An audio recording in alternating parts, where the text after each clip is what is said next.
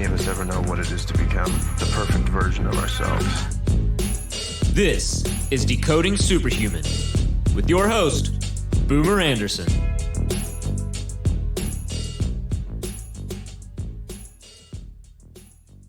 Superhumans! It's Boomer Anderson, and we're back with Pamela Gold today to talk about the future of fitness. Pamela is the founder of Hacked Fitness, which is New York City's first biohacking fitness studio. I had the pleasure of meeting Pam through Bob Troya. Thank you, Bob, for the introduction. And we hit it off right away. We decided to record this episode, and I got to tell you, it was a lot of fun for me. We talked about the future of fitness, both in terms of equipment, but also recovery. We got into the ARX, the Panoe, the Nano-V, and so many other gadgets. But what I liked about this episode was the turn it took at the end.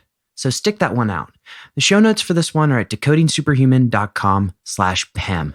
Enjoy my episode with Pamela Gold. All right, Pam, welcome to the show. Thank you so much for having me, Boomer. So before this, we were chatting a little bit. And first, shout out to Bob Troya for introducing us. Yeah. But you were the point person on an IPO at a pretty young age. Tender age of 24. 24. Can you go through what that experience was like? Sure. So it was my first job out of school. I was at Yale and I was a waitress because one of the jokes when I was at Yale was like, you work here too? I had like 10 different jobs to pay the bills and have money. Mm-hmm. But I waitressed at this pizza joint, coffee joint called Zando. And I had taken a job actually right out of school doing PR in Boulder, Colorado, because I had no idea what I was doing. But if I was in Boulder, I'd be happy. And then at the last second, the CEO and the head of HR actually reached out to me because they needed to fill this position as the right hand to the CEO. So it started so organically. I literally was just the CEO, chairman CEO's right hand, doing his travel, right? That's how it started. And he was awesome. He was really young. I was 22 or 21 at the time when I first graduated college, and he was 10 years older. So he was really young. He was like 31. And he let me take the ball and run with it from the first moment I worked with him. And so by the time Cozy, which we acquired Cozy, and we, started when I started, there was 17 locations. And then through the years, we eventually grew to over 100. But by the time we got to the IPO, I had kind of solidified myself as this indispensable part of the team. So even though I was 23 and 24, I was the one that was doing a lot of the due diligence, that was quarterbacking a lot of the relationships. I ended up becoming director of investor relations.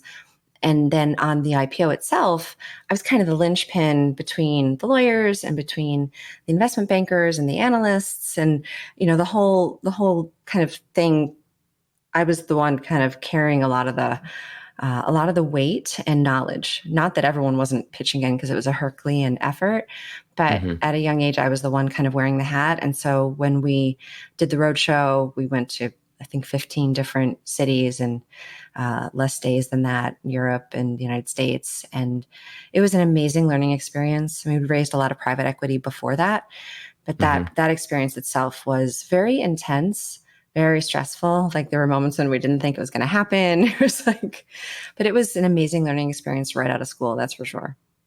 It sounds incredible. And as somebody who was on the other side of that table before as an investment banker, I know just how valuable a person like you in a company can be just in terms of getting things done. So I'm sure you enjoyed that experience. Yeah, I think part of it too, I was so authentically enamored with the company because I had waitressed when I was in college there.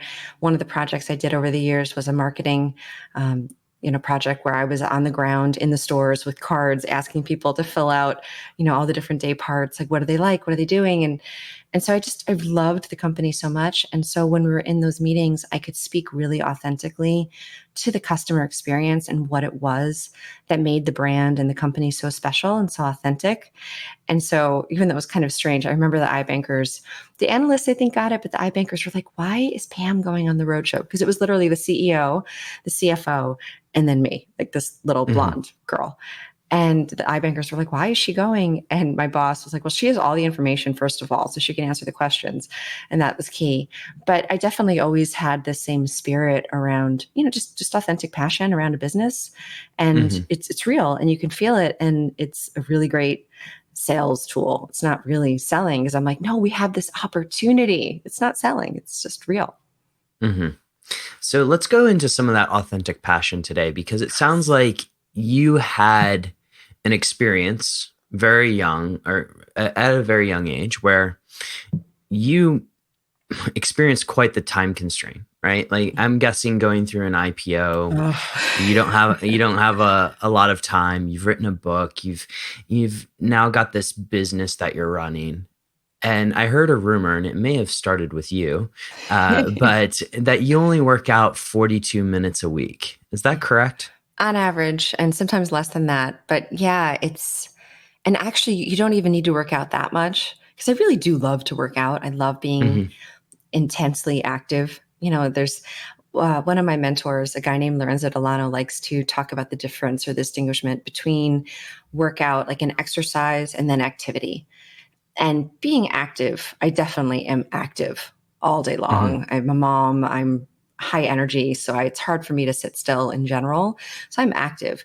But in terms of a workout, like real focused exercise, yeah, it really can be 20 minutes, 30 minutes, 40 minutes the entire week. It's all we need.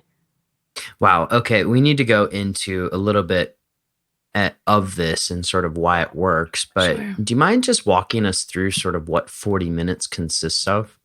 Sure. So usually it consists of 1 or 2 sessions a week on the strength training machines that we have at Hacked, which are the ARX, which is the computerized adaptive resistance exercise machines, which I'm not sure if you got to use when you visited. What that experience is totally what we make it, because we're in control each moment of how hard we work. And as I think you can tell, I'm a pretty hard worker. I can go pretty hard and pretty intense. So when I use those machines, I am doing an absolute, max exertion workout. So on average, I'm spending less than 18 minutes a week on those machines working. And those 18 minutes are probably the closest thing to childbirth. I have 2 babies without drugs, so I can speak to what childbirth is like, because I make it as hard as I can, and it's safe. And so you have this trifecta of being really safe, really effective, and really efficient all in one beautiful package. I've had the pleasure of using the ARX multiple times, both the older version and the newer one. But okay, so we have 18 minutes there. Yep. On strength training. What are some of the other cool gadgets that you have there and that you use every week? Sure. So the only other thing I really consider my workout is the Carol bike. So that is that artificially intelligent, high intensity interval bike that assesses your fitness. So the first 6 times you ride it, you're getting this assessment. And then after that, it has enough information to kind of put all of your data into an advanced algorithm, which then spits out the perfect resistance to max you out, get you to glycogen depletion in 2 20-second sprints. And so the other 22 minutes or so, or 24 minutes or whatever it is that I do when I work out is on those bikes. And when I'm doing that, really only 2 20-second sprints each time is work. The rest of the time is kind of a mindful walk through the park, breathing. I may or may not be on my phone, checking my email. So conventional wisdom, this is one of the things that I've wanted to dispel for a while. Conventional wisdom tells us that 20 minutes steady state cardio is how we get our aerobic exercise. Do you mind just talking a little bit about why that may not be the case? Well, it's funny because I remember being told that when I was in college. I remember going to the gym and my sweet girlfriend, Sanam, saying, we have to work out for at least 20 minutes on the treadmill in order to burn fat. That was when you were, a 17-year-old, 18-year-old girl is all about. I think all of the Lifetime machines still say that. I think still say that. It's 20 minutes, 20 minutes. And, I don't know where the hell that came from, to be honest, because when you asked me that, I was like, oh yeah, I remember hearing that. And I was like, is there any research that supports that? Like now that we have luckily science, right? I love science. And actually yesterday, Bob and I were playing with the Pinoe. Have you used the Oh, Pinoe yet? I love it. But do you mind describing it for people Sure. listening? So the Pinoe is this really futuristic looking mask that you wear that basically just gives you a really clean, easy, digitized VO2 max and other kind of analysis of, whether you're burning fat, whether you're burning carbs, how much you're burning each moment. You can see the whole graph. You can see where you switch from burning fat to burning carbs. It's super cool. Like I was a biochem major at Yale at first. So Oh, wow. I love to geek out and nerd out on science and data. So yesterday, actually, we were playing with it and we were trying to figure out the best protocols at Hacked for the easiest VO2 max. And, nothing is simple or easy when you're dealing with tech. Yeah. And so we were playing with it. And so I got to do all of my data yesterday and I got to see my chart exactly where I switched from fat to carbs and all of that. It's like when we talk about a cardiovascular workout, it's like, what are we really talking about? Are we talking about just working our heart so our heart is healthy? Are we talking about the whole system that's getting the oxygen into our muscles and allowing us to utilize more oxygen more efficiently? Most people don't really have any idea what we're even saying when we say cardiovascular workout. So, we now know that just on the ARX alone, when I'm working as hard as I work, I'm getting an amazing cardiovascular workout, which is why I said before, I honestly think for someone like me who works so hard on the ARX, I don't even need to work 40 minutes a week. I can do 20 minutes a week. But the Carol's fun. The Carol tells me I'm being chased by a tiger and it tells me what my power score is. It tells me whether I'm number one in the world or not, power per pound, which is what because I'm very competitive. And that sounds very interesting. Some weeks I'm number one in the world. Some weeks there's a man or two that edge me out and I get, I don't get cranky. It's just funny. It's fun. So I enjoy the Carol workout. I enjoy the power aspect of that workout. But from a cardiovascular workout perspective, I can't imagine where that 20 minutes of steady state cardio possibly came from, because we know without a doubt that that's completely wrong. Not true. I don't know if I can curse. That's bullshit. Yeah, you can curse. Yeah, go for it. Absolute bullshit. And it's funny because we've had guys like Dr. Doug McGuff on the show before. Yeah. And he's kind of walked through the science behind why that is complete, bullshit. And we'll link to that particular video in the show notes because he walked through sort of the evolutionary perspective from the primordial soup onwards, which was pretty incredible. Yeah. But let's talk a little bit more about this 42 minutes, because there's a lot of people listening right now that are like, I don't believe it. This can't possibly be true. Yeah, I get a lot of, well, you were already in good shape. So it only worked for you because you were already in good shape. So I can definitely speak to all this. And that's why data is so awesome.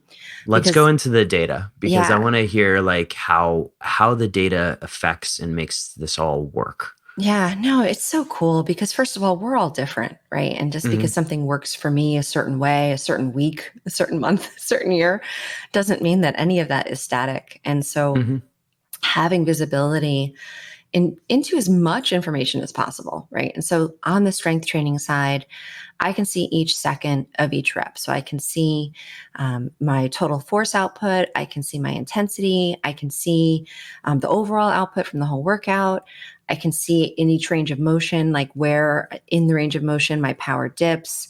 If I do a static, I can do a static hold and see how long I can hold it in this 40% range, which, there's a lot of different conversations around what does fatigue really mean. But most of the science that we use at Hacked uses a 40% drop-off metric. And so what that means is if we're going to do any kind of workout on the ARX, we're always looking to see what our kind of max effort is and whether it's within 40% of our max from the day.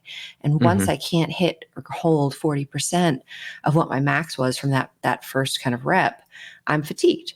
It means that my muscles have burned, the glycogen have burned, the fuel, and they're actually tired. And all of this data is super, super important because I think you and I both are on the same page that our brains are really great servants, lousy masters. And so if we let our brain drive the train of when we have to stop, when we're actually tired, when we're done, we're not going to get anywhere near the level of a workout that we would get if we had real data telling us when our mind was full of it and we actually had a lot more left in the tank. And so that's one of the pieces of the puzzle with the data that helps us be honest. And one of the things I always say at Hacked is we're so much stronger than we think. And it's so fun when you can use the data to show people that, because then you can help blow up some of the kind of limiting beliefs that they had around what they were capable of. And so much of what we do at Hacked, especially on the ARX, I get you in the door because I tell you, 20 minutes a week, 40 minutes a week. That sounds awesome. That sounds so sexy. But once you start working with me, what I'm really sneaking in is the mindset stuff and the inner strength stuff. Because what's really holding us back from having the best workout, from being as strong as possible, mind, body, and spirit, are the limiting beliefs, are the conscious and subconscious things we do to kind of limit what we're capable of, whether we know it or not. And the data is one of the ways that we show people that like, look, you thought you walked in here tired. You thought you weren't going to have anything in the tank. And look, you just hit new maxes on everything. Or you thought you were done after that second rep. And then when I maybe yelled at you a little or found some fun way to motivate you, you beat that. Like you got even higher than that. And people are like, oh my God, you're right. Because it's right there in black and white or black and red or gray. And so you can see it. And so the data is such a powerful tool to hold us accountable, to keep us honest, to keep us motivated, and to keep raising the bar. So we are, getting stronger and not plateauing. And it's all like, there's so many fun taglines that we can use, like the devil's in the data don't lie. I mean, it's all true. You just gave me a title for the podcast episode. Well, there you go. Use them. Yeah. So can we go a little bit onto those limiting beliefs? Because I'm sure, you have clients coming in all the time, and data being a powerful one, a powerful motivator for people like you, for people like myself, and also probably for most people if they can get access to it. But how are some of the other ways that you address limiting beliefs? Because I find that it's like extremely hard for certain people to just get off the couch, or for certain people to do that extra rep, so to speak. Or for certain people to be even in their bodies in the first place. True. Right? I mean, it really... So my background before I did Hacked, about 3.5 years ago, I had a pretty major spiritual awakening. So when I wrote my book in 2 weeks and all that weird stuff happened. Wait just a second. You wrote a book in 2 weeks. Yeah. That's pretty awesome. I go. There's a lot of energy in here. And so when it's go time, if it flows, it goes. But my real passion from all of that. And I never thought I was going to go back and be a personal trainer, because I was like, man, the outside in stuff's easy, right? Like getting your body strong, like building a strong bicep, that's easy. The hard stuff is that inner work. Like, how do you really address those limiting beliefs? Because the reason why they're in there is to keep us safe, right? Is to keep us safe. And that's like ancestral DNA. Like people don't want to let go of that stuff because they're clinging to them because they think it's the very thing that's keeping them safe. But one of the things that I always say, if we're allowing any of those old survival instincts, those survival stories to continue, if we're kind of staying in that survival mode, we'll never thrive. And so we have to find ways to get out of our comfort zone. We have to find ways to be vulnerable. We have to find ways to ask those questions. Is this really true? This thing that I'm like planting my pole on, that I'm standing on as the foundation for everything that I believe in life. Is this really true? Which obviously is not a good feeling. Like when you have those moments of like existential crisis of like, oh my God, wait, nothing I thought was true is true. Horrible feeling, panic attacks galore, right? So the cool thing about what we do at Hacked, especially on the ARX, is that we create this really safe space where I'm not necessarily asking you to think about everything that you believe in life. We can do that privately. some other time. Sometimes it does happen on the ARX. Yeah. You have a separate room for there's a lot of the life crying. coaching business. Between you and I, there's a lot of crying at Hacked. I joke that if I make you cry, I take that as a sign of endearment. That means that you trust me. It means that we can connect and I can help you. And we're getting right to that spot. It's a good session. But on the ARX, right there. I try not to make you cry on the ARX. Mm-hmm. But what we do on the ARX is I show you how safe it is. I show you that you can trust the machine. You can trust yourself. You can trust me.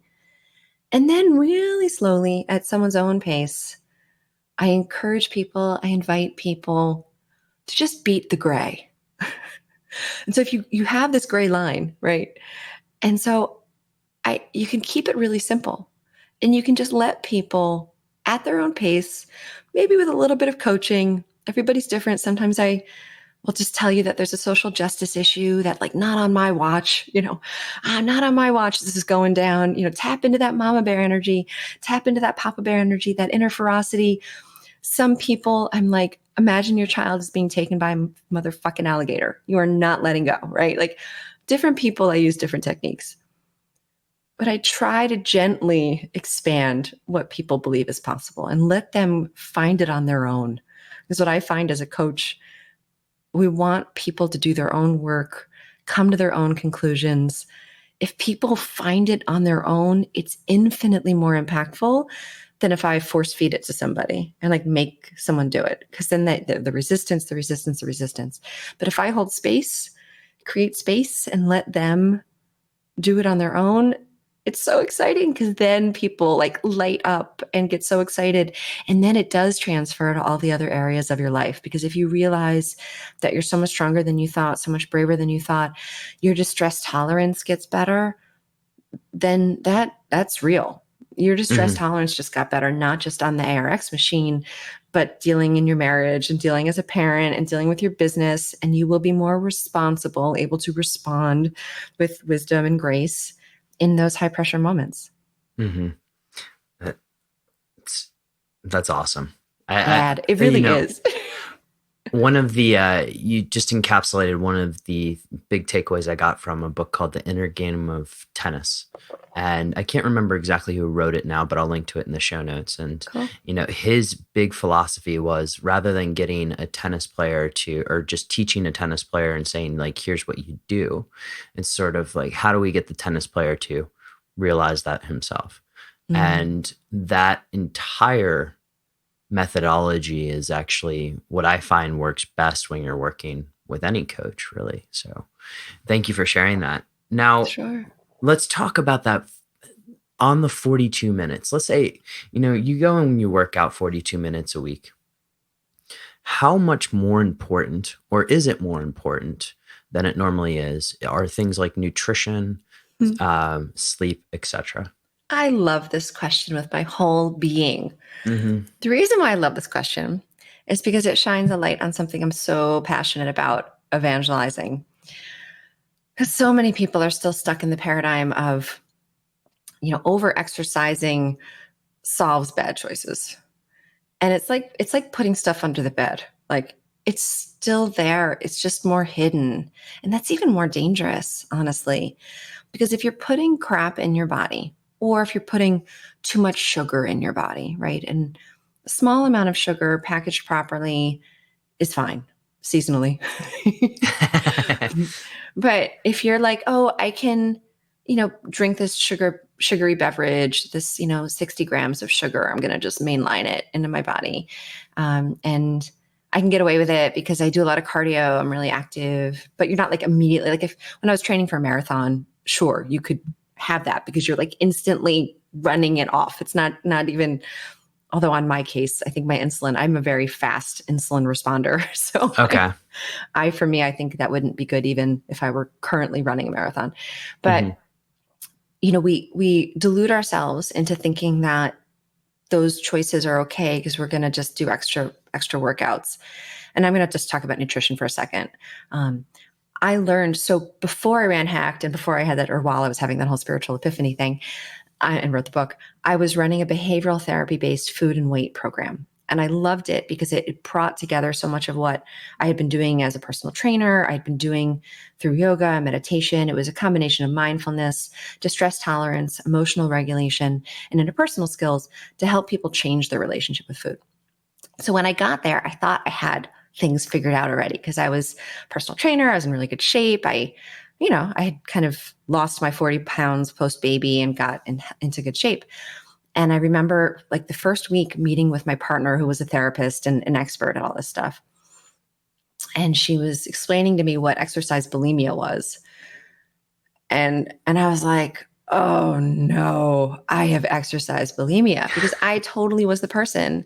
Like my kids would get the freaking, Girl Scout cookies, the Thin Mints. And I don't know if you know about Thin Mints, but they come in these 2 sleeves, and it's like, once you open one sleeve, you might as well eat the whole sleeve because the sleeve's already open. And then it's like, well, you might as well eat the other sleeve too, because now you're going to eat it eventually. And it's just better to get it out of the house. So I would eat a whole box of cookies and I'd be like, it doesn't matter. I'm going to do just an extra hour of cardio tomorrow and it's fine.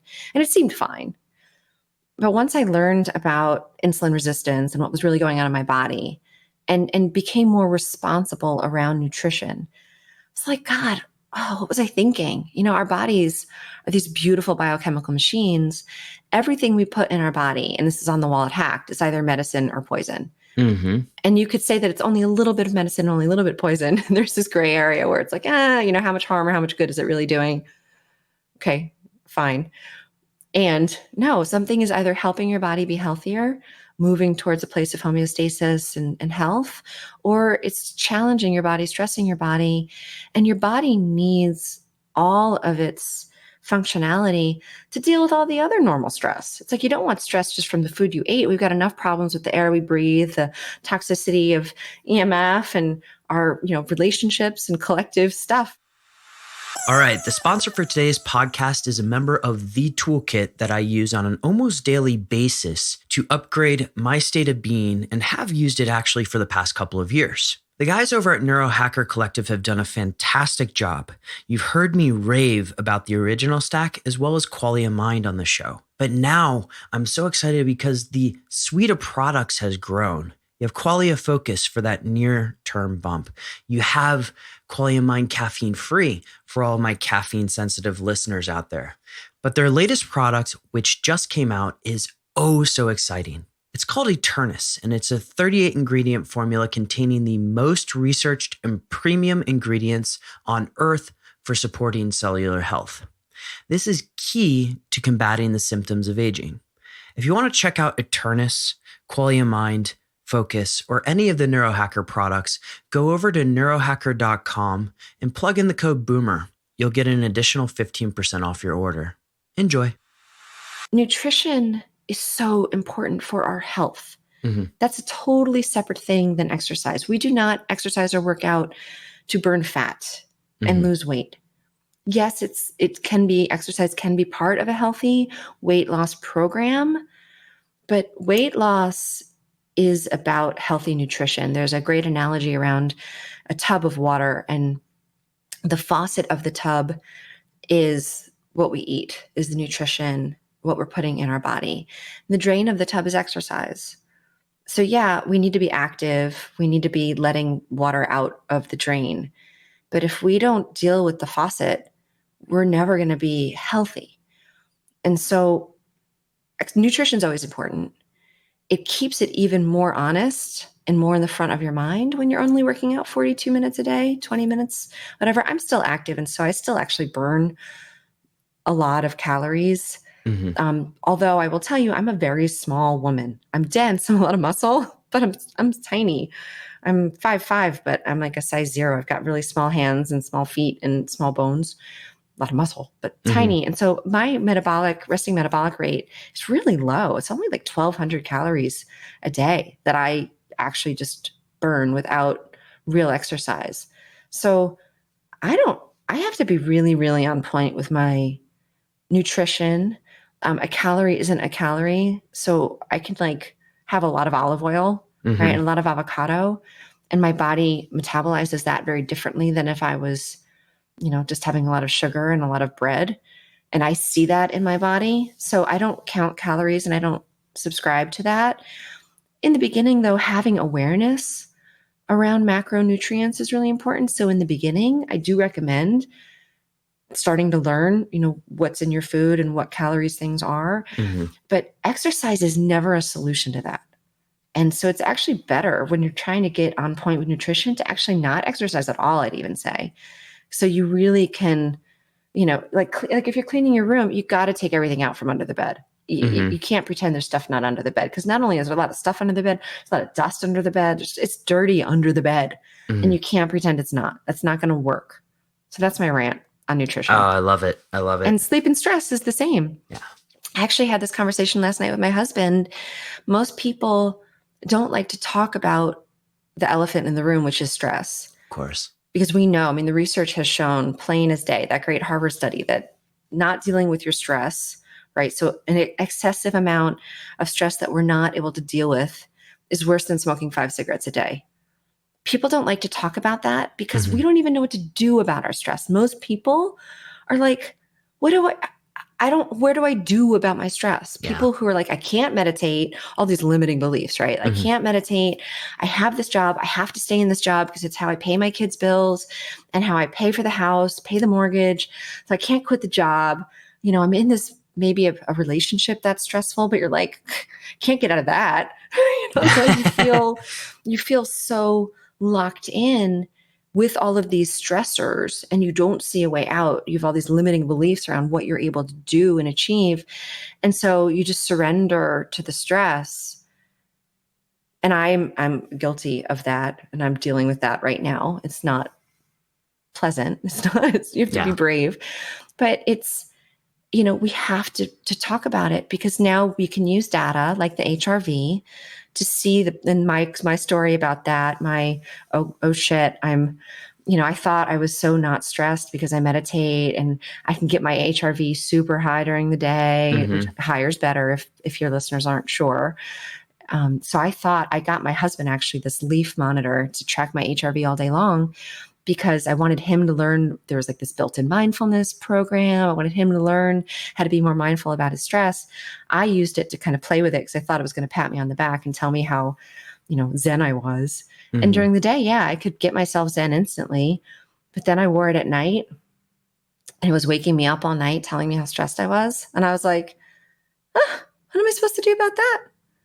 And then I was like, well, yeah, what am I supposed to do about that? And then I was like, all right. So it made me look at my subconscious stress that I was just putting under the bed. And I had to start cleaning house and deal with it and make a priority, figuring out how to get my HRV better at night and be honest about some of the things in life that were out of alignment, where I wasn't really being authentic. And I needed to start figuring out how to be authentic and hold space for how scary that was and what was going to happen. And it's so, exercise 42 minutes a week. Yes, we can use more exercise to hide some of the stress. And I was an over-exerciser. I used to rely on those endorphins to feel better and to sleep good at night and all those things. That didn't solve the areas of my life where I was not being authentic and I was out of alignment, and that shit keeps score. So, we got to be honest. If we're not honest, we're just putting it under the bed, and that shit builds up, and that's what we, end up having lead to dis-ease. Yeah. You can pretend otherwise, but we all know people who get cancer, heart attacks, strokes, things that we may have a genetic predisposition for, but why does it end up happening? How do we create that environment in our body where that ends up happening? So, brass tacks, we got to face it, not an ostrich. That's very powerful. And thank you for sharing that. And I want to hear more a little bit about how, if you're willing to share, how you're dealing with that. But first, you mentioned a device in there called the Leaf. Is that different than the First Beat sort of 3-day monitor, or do you mind going into that one? Sure. So I'm not familiar with the First Beat 3-day. Okay. It sounds like it's a 3-day monitor. I'm a really self-explanatory. good super sleuth. I'm a super sleuth. So the Leaf has like an 8-week program built into it. And so it's not meant to be a 3-day monitor. It's meant to be well, I will advise not to wear it while you sleep. Because, it sounds like it may wake you up every once in a while. And I think with a lot of this newer tech, I could not figure out how to like reach support and be like, hey, is there a way to turn off the vibrating notifications. They that make it tell me pretty when I'm difficult for you, right? It's just like Well, some of the newer companies, either they have that it. intercom chat or they don't, in which case you can't get a hold of them. So, and maybe I didn't try that hard. I don't know. But I do love the device Mhm. because it gives you an all day long HRV monitor, which the Aura doesn't. Mhm. The BioStrap does. It takes readings periodically throughout the day, but it's very, very different than real time, moment to moment. And for me, because I already had a mindfulness practice and I was already able to kind of get into that state, it opened up a whole nother level of mindfulness for me because it opened up this subconscious place where I was holding stress in my body, Mhm. that it wasn't mental. Because in my mind, I already kind of had cracked the code on every challenge being an opportunity and always finding the win and all the things that, we coach people to do. I Mhm. walk the walk. So I thought that I wasn't stressed. But the way the leaf works, it has all the ranges, right? And so it buzzes, it vibrates and tells you when you're in a super stressed state. It also vibrates and tells you when you're calm. And so for me, the first few days I was using it, it was crazy because first of all, it was spot on. I'd get a phone call from, it was during the time when I was just working on developing the business plan for Hacked, when I started wearing it. And so, I had business meetings all day and some things were going well, some things were not. I'd get a call that the insurance hadn't come through yet. And my landlady was not going to budge on wanting 6 million of insurance. I was like, wait, what? I was like, come again? And she's like, well, you could just walk away from the deal. I'm like, no, I already purchased machines. Like, I can't walk away from the deal. We signed the lease and I already paid. So there's plenty of opportunities for me to get stressed and then get myself calm again. So that was all cool.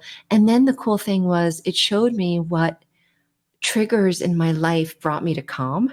Mhm. So I'm a mom. I juggle many things. And each day I try really hard to pick my kids up from school. Mhm. And it's hard. It's not easy juggling all those things. I can imagine. Not being late to pick up my kids at school. And when I would arrive to my kid's school, the leaf would buzz and tell me that I was calm.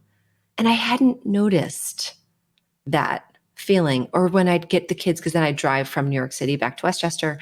And the second I'd pull in the garage and the garage door would close, it would buzz that I was calm. And I was like, that's cool. Because I hadn't had that level of awareness because it was all subconscious. It was just in my body. I wasn't thinking, oh, yay, I'm home. I wasn't thinking, yay, I got my kids. It was interesting. So it gave me a whole nother world of mindfulness around stress. And so I love the device. It's kind of annoying because you stick it on you. So it's got like the sticky electrode things that go right below your chest. But it's a really, really cool device. And we actually loan them out at Hacked. I have a bunch of them, and people that I coach, you leave $100 deposit. And then when you bring it back, you get the $100 back. Because I'm really about empowering people. And the Leaf is a fabulous device to empower people because it gives you a real moment-to-moment opportunity to practice and figure out the power that we have to, deal with our stress while we're awake. And then the sleeping thing is a whole nother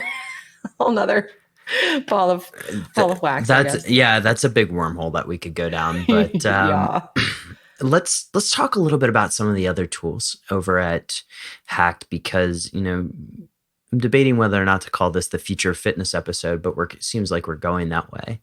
You have a lot of very cool things there, and we've touched on the ARX and the Carol. Do you mind just talking a little bit about why don't we start with the LiveO2, because that's an excellent tool.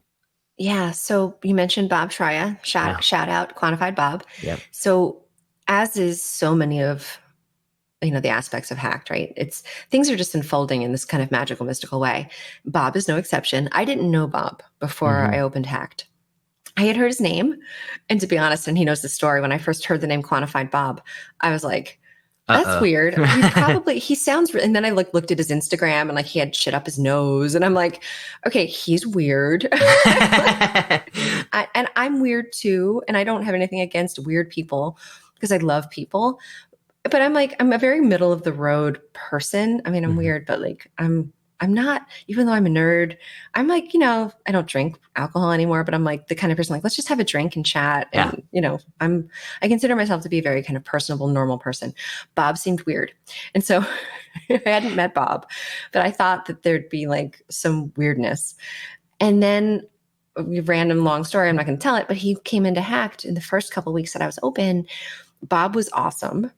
And he was asking me about whether there was any chance that there was room for him to kind of, rent space and come work out of Hacked.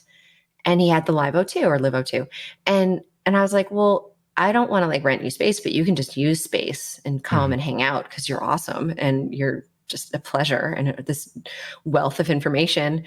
And so he brought the Live O2. So he could speak to this way better than I can. But since I give tours all day and get people on it all day, he's actually the only person who does the coaching sessions right now on it. But the thing about it that's so cool, so it basically is a tank of oxygen. There's a reservoir and there's a compressor that puts part of the reservoir to be a higher concentration of oxygen, so maybe 90% oxygen. And then there'll be a smaller tank that's like 30%. And you can control what the percentages are. And then you basically go through any kind of cardiovascular workout, alternating whether you breathe in the higher concentrations or the lower concentrations of oxygen. And it's fascinating how profound the impact that is on our bodies. Because there's a lot of things at Hacked that the science, I don't think really understands the why, doesn't really understand the mechanism. Like we know for a fact that when you start working out, breathing in this higher concentration, there's this metabolic dump that happens where like 3 minutes in, you feel like complete ass. And Bob warned me, but I'm like, oh, I have a high tolerance for pain. I've had babies without drugs. I do the ARX. Like it's going to be fine. No problem. It was not fine. It was not. I actually had to take the mask off. And there's something about having a mask on my face and feeling awful that invokes a higher level of panic. Yeah, it's just like awful squared, right? Yeah, it's like awful squared. And so, there's something metabolically happening where you are cleaning out your cells in a way that your cells haven't gotten cleaned out in a long time. And then, the science seems to show that when you're alternating between the high and the low and you get your body to a really low concentration of oxygen, and Bob is there monitoring your pulse ox the whole time, you get your blood to a really low level of oxygen, and then you give yourself the high level of oxygen. So then all of a sudden, like your body's like craving oxygen and trying to take it in really, really hard. The theory goes, but all of a sudden it's got this higher concentration. And so you get even more in. So all I know is that you sweat like a can I curse on this show? Please go for it. Okay, good. You sweat like a motherfucker, which is one of the reasons I don't do it that often because I'm there working, I'm training clients. And so I can't look like I just jumped in a pool. So Bob told me that I wouldn't sweat so much if I did it, but this is interesting. Really? Did you? Well, I haven't used it yet, but I want to, okay. I wanted to pick your brain on it because it's one of those things. Bob is so sweet. Yeah. Bob, I know you know Bob, but Yeah. for anyone who doesn't know Bob, I need to just take a moment and say how much I love Bob. He is just a beautiful human. He's so fucking smart. Yep. Oh my God. And there's, right? Once you start going into this realm of biochemistry and biohacking, bioscience, quantum physics, there's so much to know. We all need to be experts in different niches because there's just so much.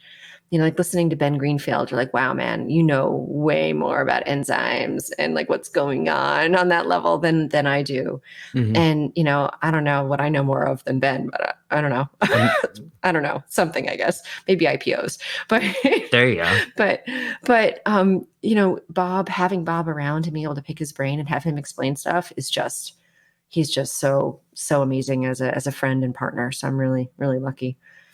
And he's been on the show before, but he's also one of my go-to resources when I'm trying to experiment with something and I'm like, okay, I'm not sure this is going to work. And do I want to sink a bunch of money on this? Or he's always a good soundboard for those types of things.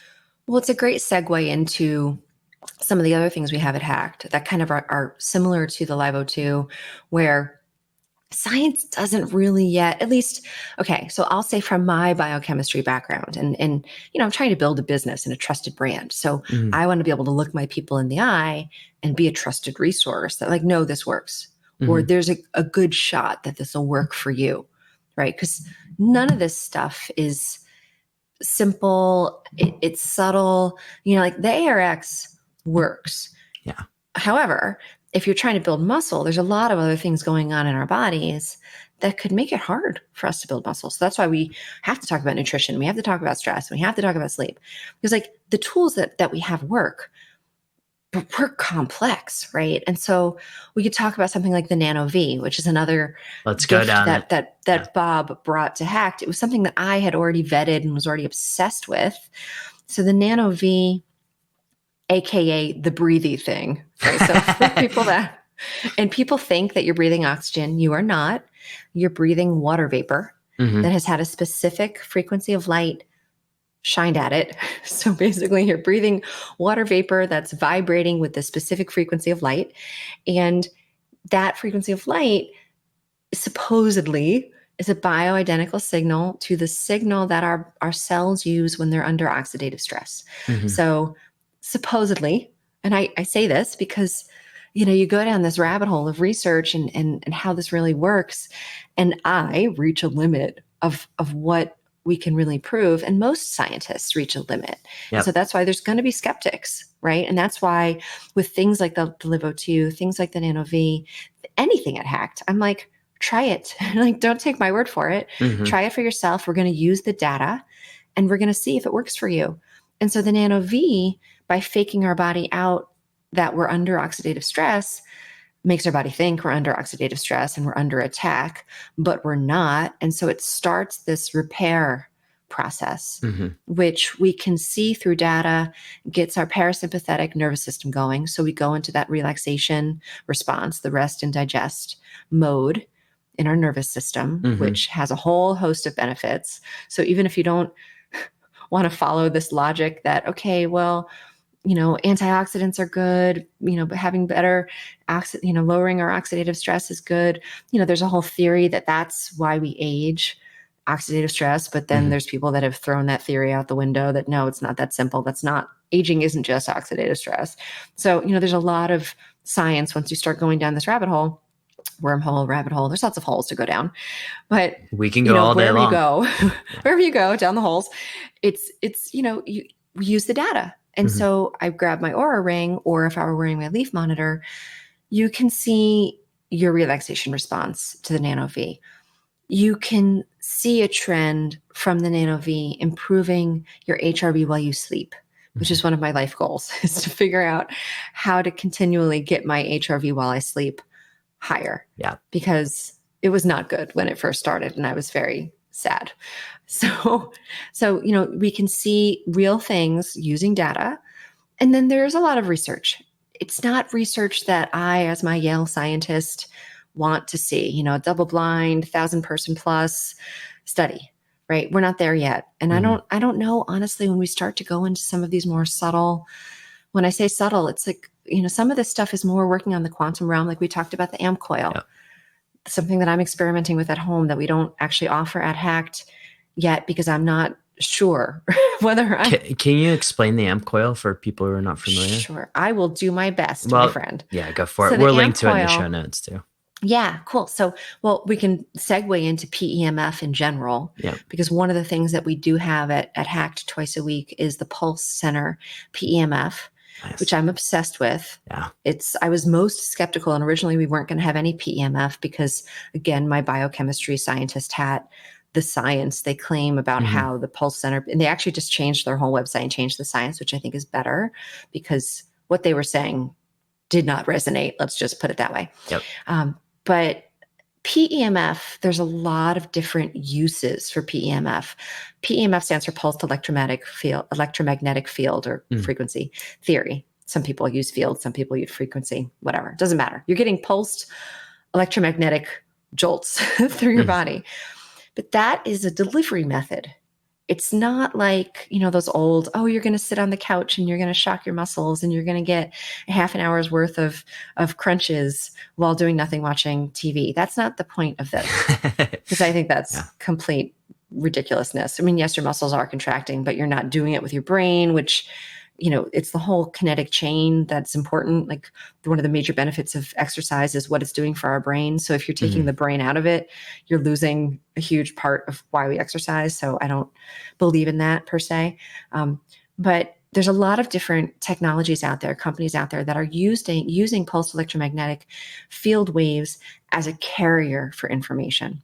And so the amp coil is a low frequency, a low amp pulse that's bringing specific frequencies. They're called Rife. I think they're using Rife frequencies. They don't necessarily say that, but I believe that's what it is, which are, 80 years ago. I mean, there's all kinds of skepticism around all this stuff. So you start Googling this stuff, you're going to find as many people that think it's woo-woo and, hooey bullshit as you're going to find people that believe in it. But there's enough people that anecdotally have said it worked for them. And hey, it could be placebo because placebo works, 20% of the time too. Yep. So, I was raised a skeptic. And so that's part of my DNA is to really be skeptical about all this stuff and try it for myself and then report back and see what my clients or my friends are experiencing and report back. But anyway, the amp coil uses specific frequencies to get specific modes of healing. So it can target specific organs. It could target sleep. It can target mental health. It can target cleanses. Like it's supposedly really good if you've had Lyme or if you have parasites, all these different, again, whenever something says it's a panacea, I get really skeptical. Luckily, they don't use that word in their marketing, but the programming for the amp coil is very specific for a lot of really specific things. Now, I don't have anything specifically really wrong with me. So it's hard for me to say, oh, I had all of these things from Lyme and now I don't. But as I was telling you before in the show, before we started the show, there's a deep sleep setting on the amp coil. Yep. It doesn't always work because again, I think the amp coil is working on really, really subtle energetic fields. So once you get into quantum physics, and I love talking about going down the wormhole. Ooh. I love talking about quantum physics. I started studying quantum physics when I was 16. I was like, this is cool. I'm such a nerd. But I think once you start dealing with anything on the quantum level that we're using this kind of subtle energy and subtle science, it's really hard to study. It's really hard because there's so much going on that impacts the results that even just looking at it a different way can impact the results. So if you think that it won't work, it's going to be less effective. If you're doing a research study, how do you control for all that stuff? Yeah. I don't know. And that's one of the things that I talk about with Bob a lot. And do you know Mike Hoban? If you don't know Mike, you got to. I've heard the name before, but you got to get him on the show. He's one of my absolute favorite humans. I met him finally and I'm like, oh, I love you. I think I made him uncomfortable because I was like, I fell in love, like literally in love. I was like, I love you. And he's like, that's weird. You just met me. But he's got some really interesting stuff going on that I think is working on the quantum level. And it's hard because, it's just like the power of positive thinking, right? Hopefully we all believe that there's a power in positive thinking. That power is way less subtle than gravity. So if I go to the top of my house and I'm like, power of positive thinking, I know I can fly. I can see myself flying.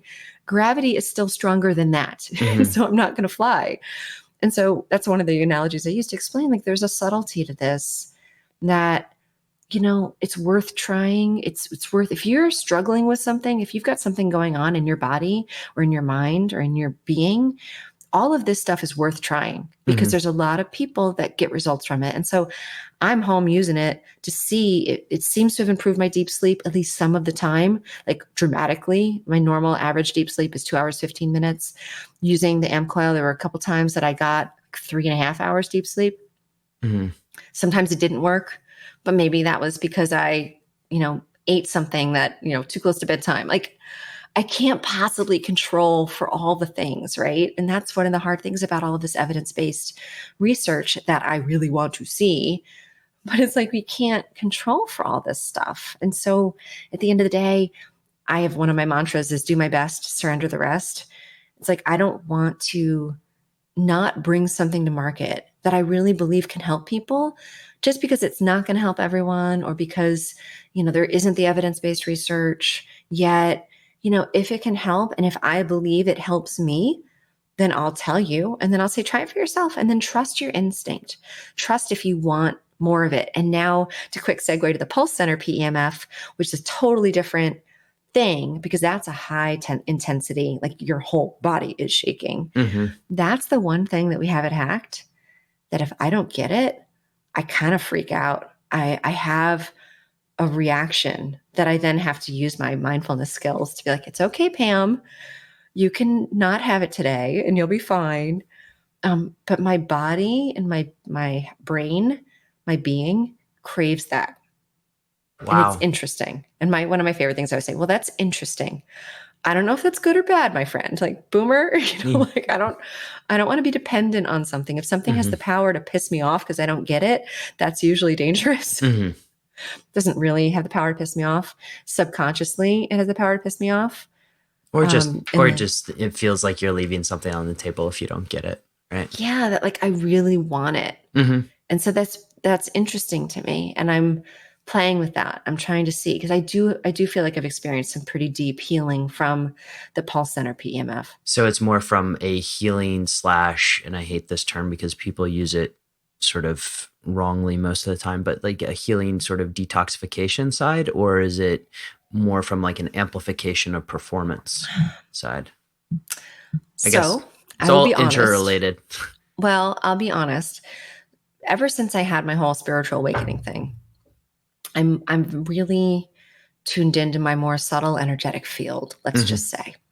So one of the things I explained, which I don't know if you ever talked about, obviously you've talked about emotional intelligence, right? You know what I think, thank you, Daniel Goleman.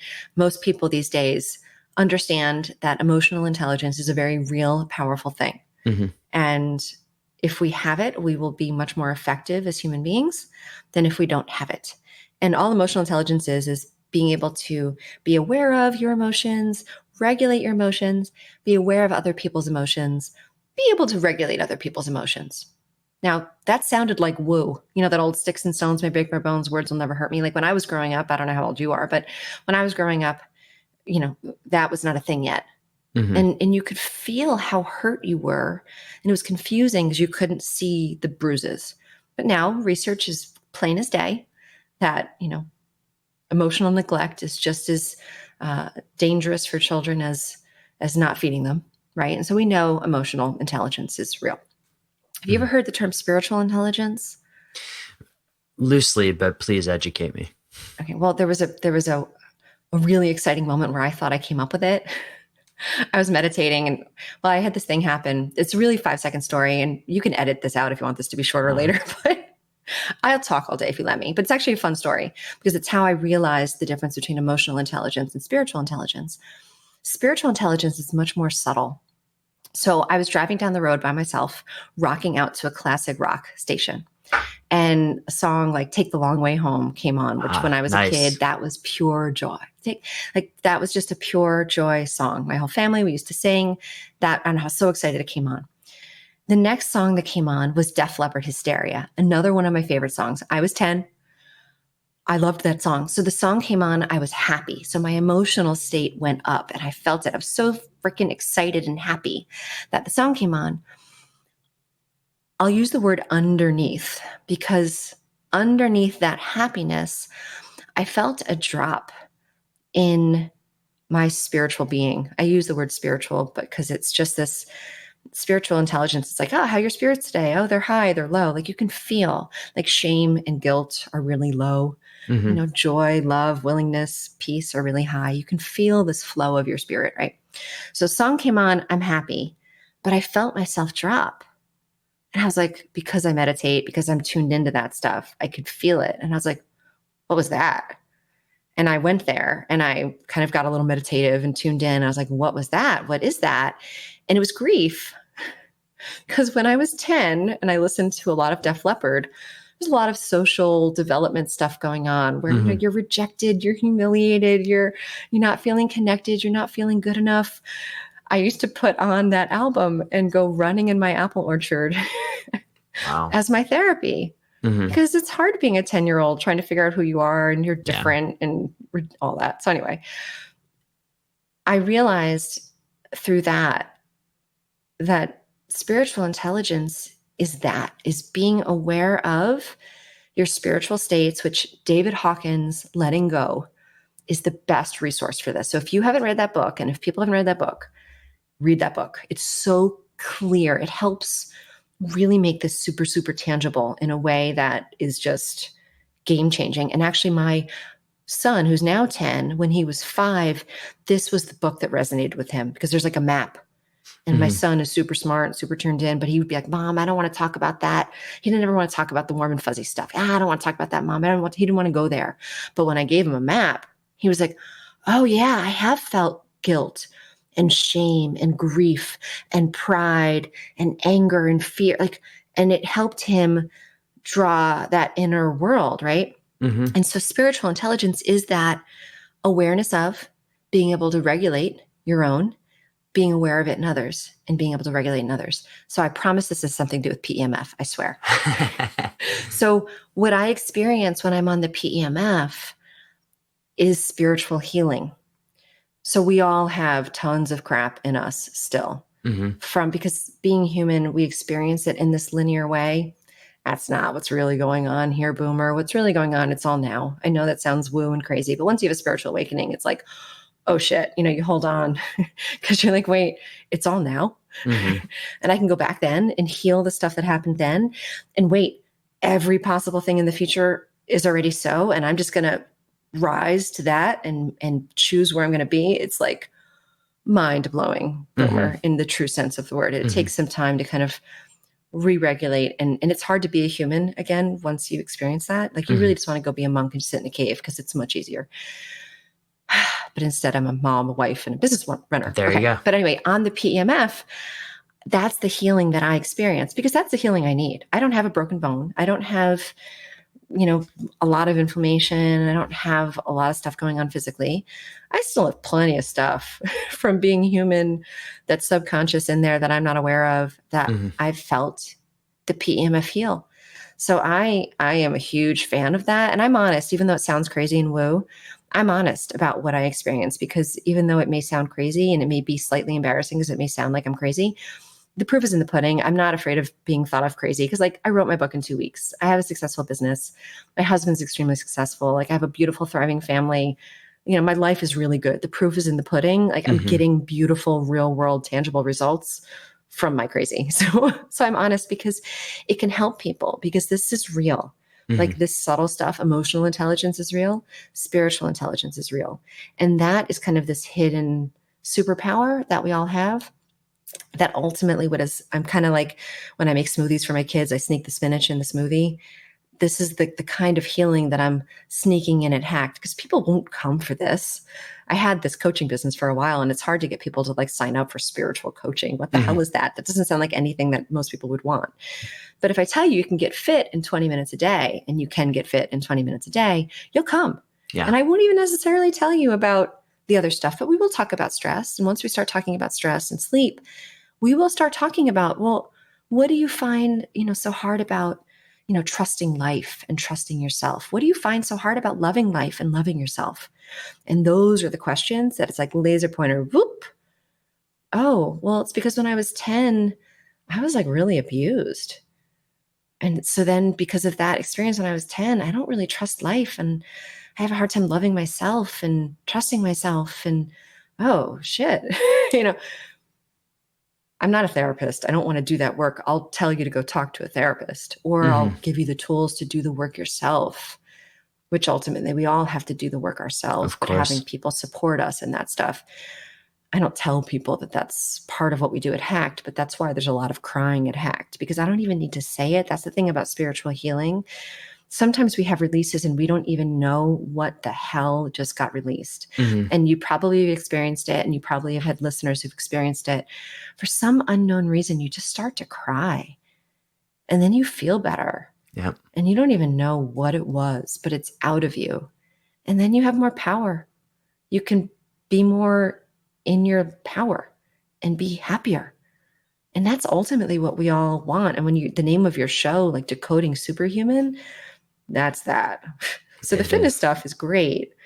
And we can talk about the other stuff too, like the red light therapy, and because it's all real and it's all part of this awesome package.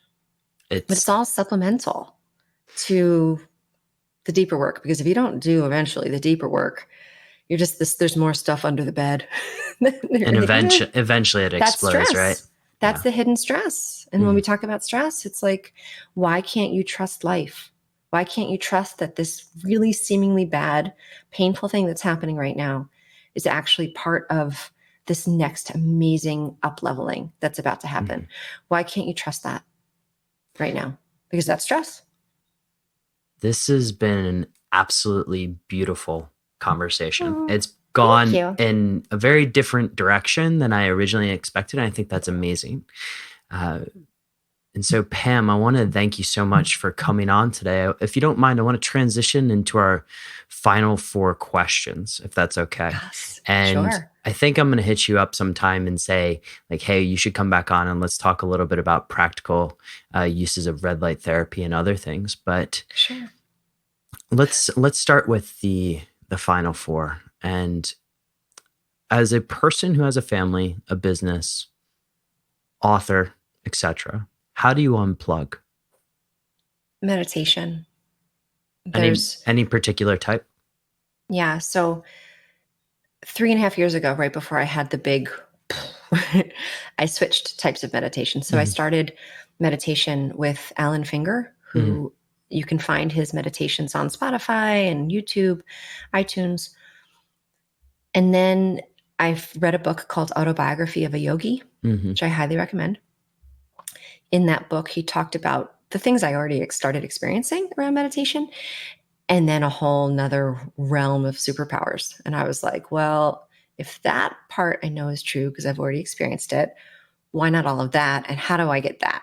And so I found a teacher to teach a specific type of meditation called Kriya, which is Kriya. And that is the simple set of tools that completely was a game changer. Amazing. How do you improve your focus, or what's your top trick for improving focus? Breath. I connect with my breath. Do you follow a specific rhythm, or is it just that mindful connection? So I would say for me, it's the mindful connection.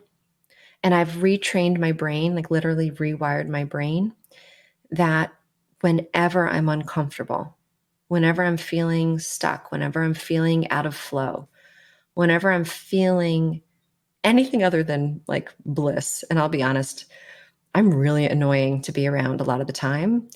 Like if you really believe that life is not bright and sunshiny and worth celebrating, I'm going to piss you off because I am like blissed out most of the time without drugs. And so whenever I'm not, and I'm not in flow and things aren't just flowing, I've retrained my brain just to go back to my breath. And it's incredibly effective. And it's always with me. It's not like, oh shit, where's my lucky rabbit's foot? Yeah, where's my tool that I have to carry around with me? Crap, I forgot it today. Yeah, like the V light where you have to drag it around with you. But what book has significantly impacted your life and your ability to show up and perform in it? So there's so many. The one I'm going to say I'm going to use as a great gateway for, I think, your audience, which is Michael Singer's The Surrender Experiment. The 5-second funny story about that. I was introduced to Michael Singer. His first book was called Untethered Soul, which is also an amazing, amazing read. He wrote that one first. It's deeper. The Surrender Experiment is kind of how he got to the Untethered Soul. So The Surrender Experiment, I think, is a great gateway, a great first book for someone who's like, all right, I'm intrigued, Pam. All right, some of the stuff you said, okay, I'm intrigued. If you're intrigued at all, if this is resonating at all, why not read the book or listen to the book? Yeah. Because it's really his story of how he went from someone that was kind of like not lost, but a typical human, and ended up living an extraordinary life. Also, taking a company through an IPO, which would have been the last thing that he anticipated or thought he wanted for himself. So again, real world results using all of these tools. So that's that book. Pam, thank you so much for coming on the show today. This has been absolutely marvelous. Where can people find out more about you? So if you go to the Hacked website, which is HACKD fitness. We don't have the E in there because we're cool like that and super efficient. So that's a way that you can find about Hacked. I do have a personal website, PamelaGold.com.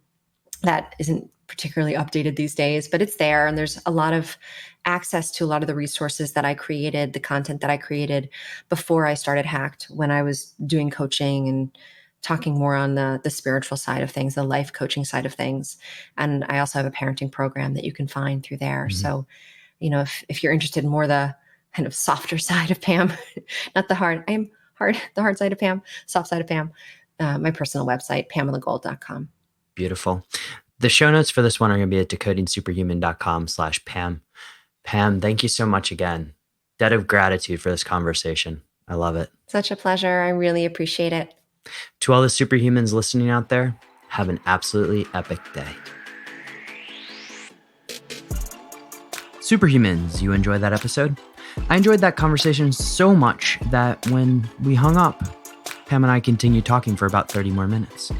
We got into a lot that episode, right? We talked about the Pinoe, we talked about the Nano V, we talked about ARX as well as the Carol. And there's so many more details that can be found on those devices. You can get those details at the show notes, which can be found at decodingsuperhuman.com/Pam. If you enjoyed the episode, please head over to iTunes, give it a 5-star rating. It would really help us out a lot. If you have any feedback on the podcast, please feel free to email me at podcast@decodingsuperhuman.com. Superhumans, thank you for listening and have an absolutely epic day.